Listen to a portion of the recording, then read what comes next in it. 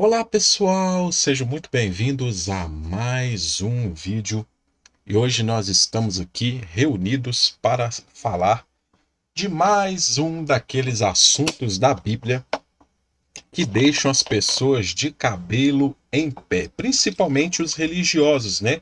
Hoje nós vamos falar do dote de prepúcios, isso mesmo. O que é um prepúcio? O que é uma circuncisão?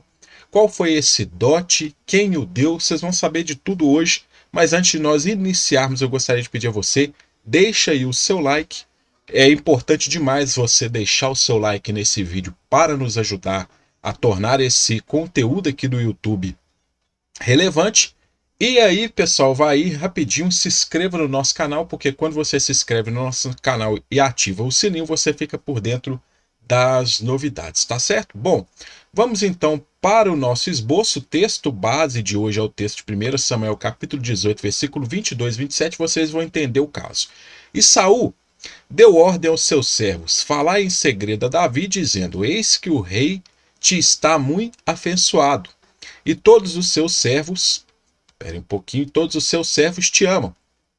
Agora, pois, consente em ser genro do rei. E os servos de Saul falaram todas essas palavras aos ouvidos de Davi.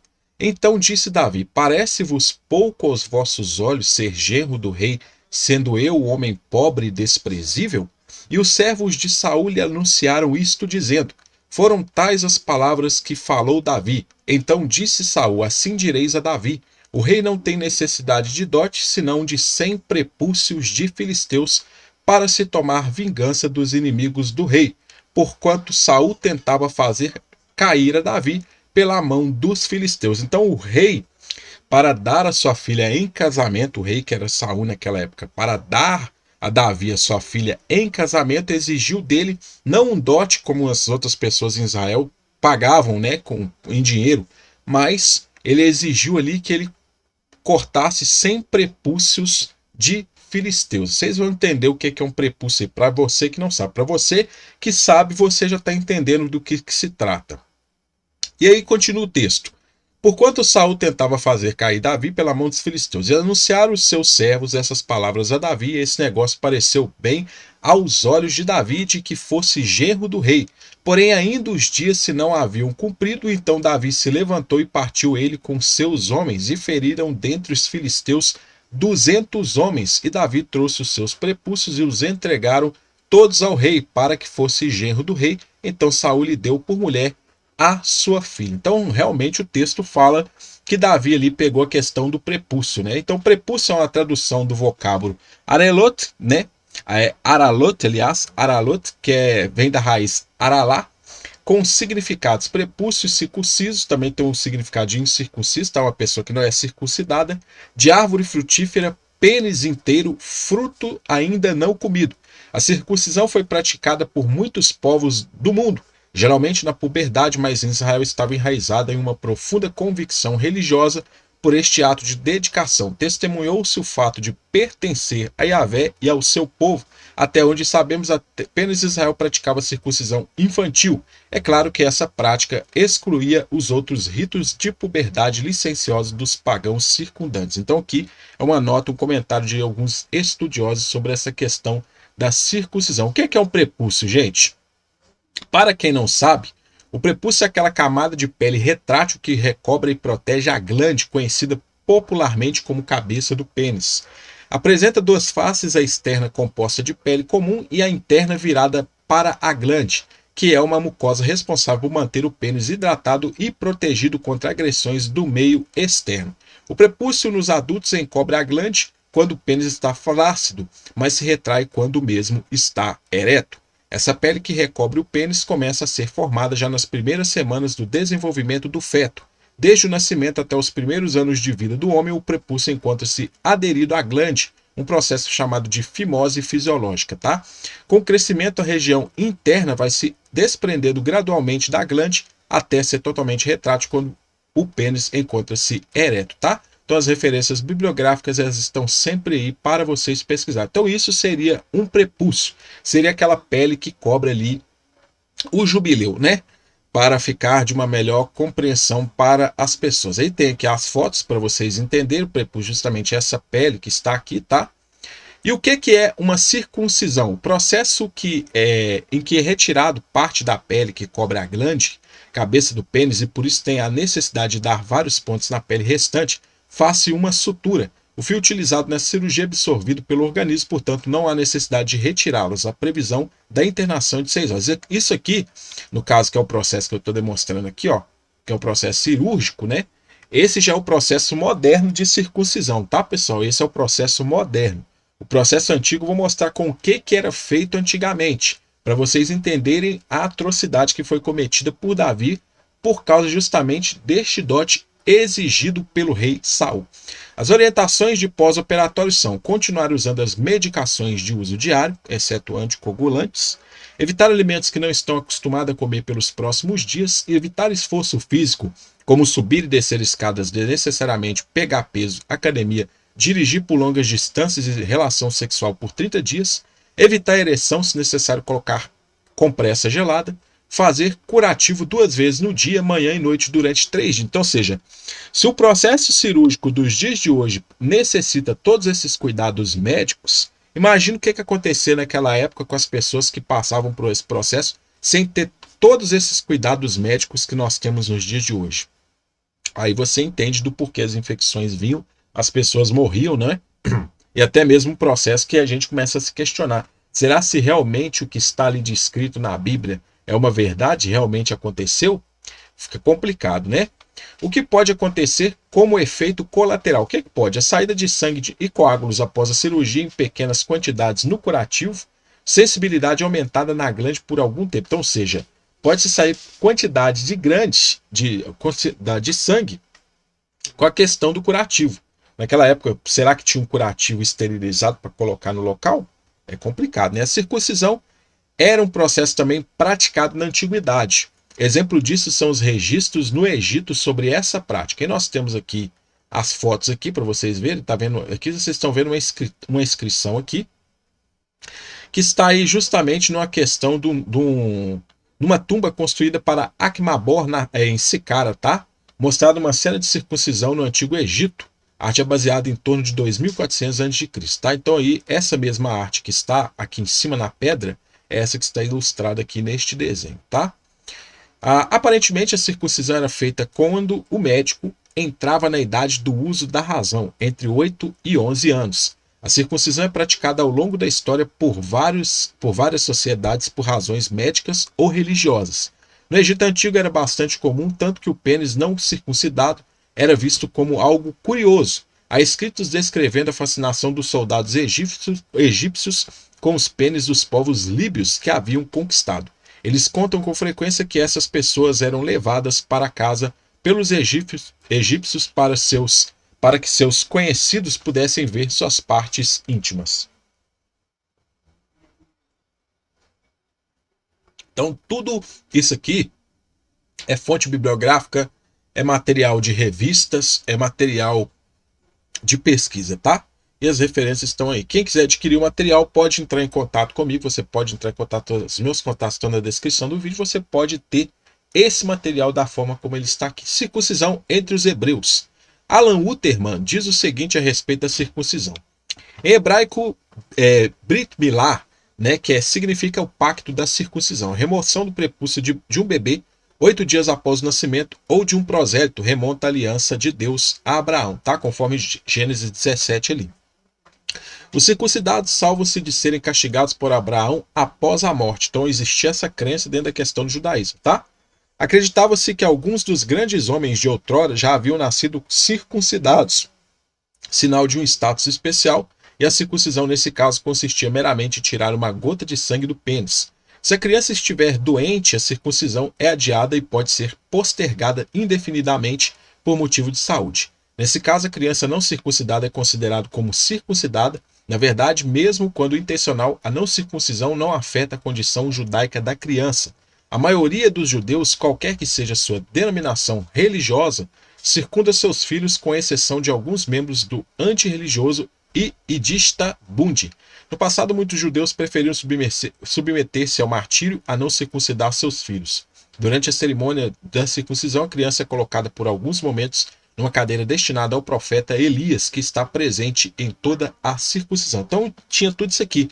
Inclusive tinha até judeus que rejeitavam essa prática da circuncisão, até mesmo pelo fato de achar uma covardia, né, com as crianças. A criança nascia, você tinha que ir lá e circuncidar, uma covardia feita aí com essas crianças. A criança então é posta sobre os joelhos do padrinho que a segura enquanto o circuncidador profissional opera.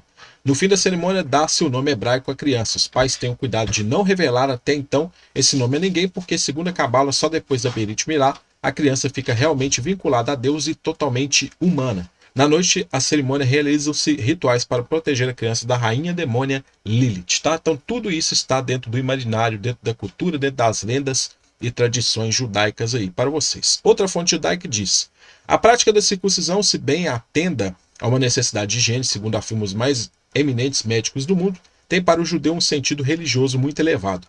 Ela é o símbolo, a prova e a condição para entrar na aliança que o Eterno estabeleceu com o patriarca Abraão. Pela circuncisão, israelita está realmente comprometido num pacto indissolúvel com seu Deus, a virtude e o dever. Nesse pacto, o povo de Israel encontrou o meio infalível de permanecer imortal. Então essa é a crença também que tem dentro da questão judaica aí, que eles creem que pela circuncisão a pessoa ela tem uma forma, né, de permanecer imortal. O significado da circuncisão. Alguns acreditam que seu significado era multiforme.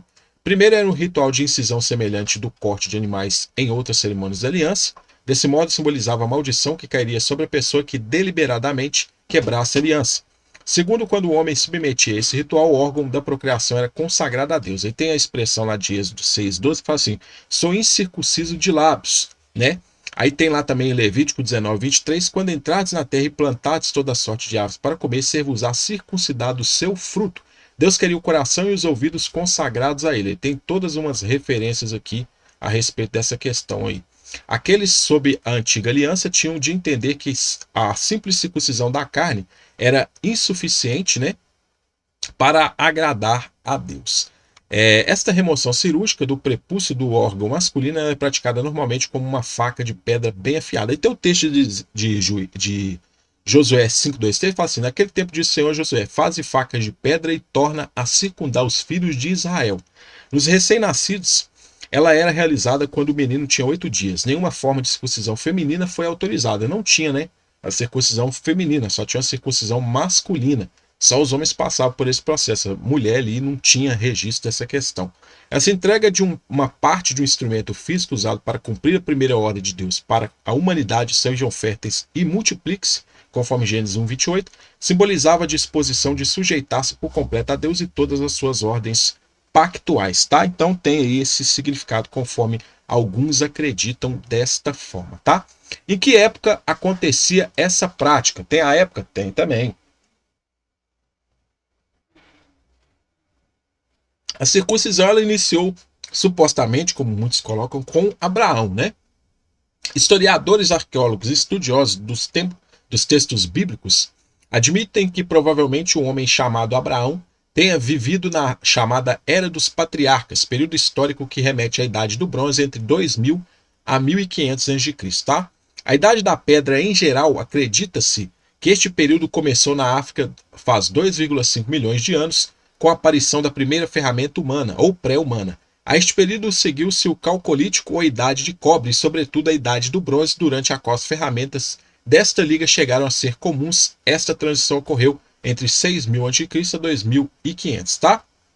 Então aqui você veja que essa questão ali, que fala ali do livro de Josué, é justamente o que permeava, né, ao redor ali, supostamente, se você for tratar dessa questão de Abraão, for trazer para os tempos de Abraão, como muitos colocam aí, embora, né, a composição da Torá, né, dos textos seja lá do tempo da tempo persa, né, que é bem depois ali, né, lá para o período do exílio afora.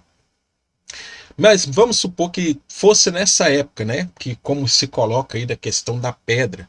Então, ou seja, teria que se utilizar justamente desses artefatos aqui. Ó. Nós temos aqui uma obsidiana aqui afiada, e aqui nós temos aqui várias pedras aqui que foram cunhadas para questão de ferramentas, tá? Então, ou seja, ferramentas aqui cunhadas em pedra. Que tem essas fotos aqui, ilustrativas para vocês verem.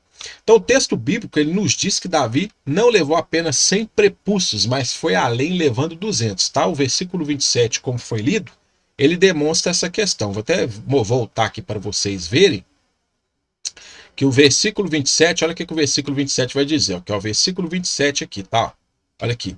Davi se levantou e partiu ele com seus homens e feriram dentre os filisteus 200 homens, sendo que Saul aqui no versículo 25 fala assim, ó, se não de 100 prepúcios de filisteus. Quando Saul pediu 100, Davi foi além na atrocidade. Ele foi lá e detonou 200. Ele não levou apenas 100, ele detonou foi 200 prepúcios ali para poder agradar ao rei, tá? Então, ou seja, a atrocidade cometida por ele foi além da esperada ainda. Então, ou seja, essa atrocidade foi além. Essa prática mencionada no texto como sendo cometida por Davi não é peculiar apenas desse personagem. Então, ou seja, para vocês verem aqui que essa prática, imagina, se a cirurgia de hoje ela já é uma cirurgia que é dolorosa, que você tem todo um procedimento médico, isso já causa ali um desconforto muito grande. Imagina para esses filisteus que Davi foi lá com uma pedra dessa daqui, ó, com os soldados dele, e começou a pegar o jubileu de cada um e cortar ali a pele deles para poder levar, com uma pedra semelhante a estas aqui. Imagina a situação. O camarada vai lá, derrota 200 homens ali, e corta ali a pele do seu prepúcio, né? Então, ou seja, para poder levar, corta a pele ali do seu jubileu, né? Leva o prepúcio ali para o rei. Imagina, 200 ainda. O camarada cortando 200 prepúcios, causando todo este desconforto, ou seja, levando essas pessoas ao sofrimento, né? Como nós podemos colocar aí, ou seja, e aí é um caso que você vê, se nos dias de hoje a cirurgia já é justamente arriscada, já causa uma dor, já causa todo aquele processo que nós vimos, imagina nessa época que era colocada aqui essa questão. Imagina. Ou seja, o que o camarada fez? Então essa prática mencionada no texto, como sendo cometida por Davi, não é peculiar apenas desse personagem. Tem outro registro na história que cometeu semelhante, ou seja, temos outro na história que cometeu semelhante atrocidade, que é o faraó Menepta, ou no caso Merenepta, né? Esse faraó Merenepta, aí vocês têm a foto dele aí, tá? A foto desse faraó, ou seja, dessa estátua dele, né? Foto da estátua dele, desse faraó Merenepta.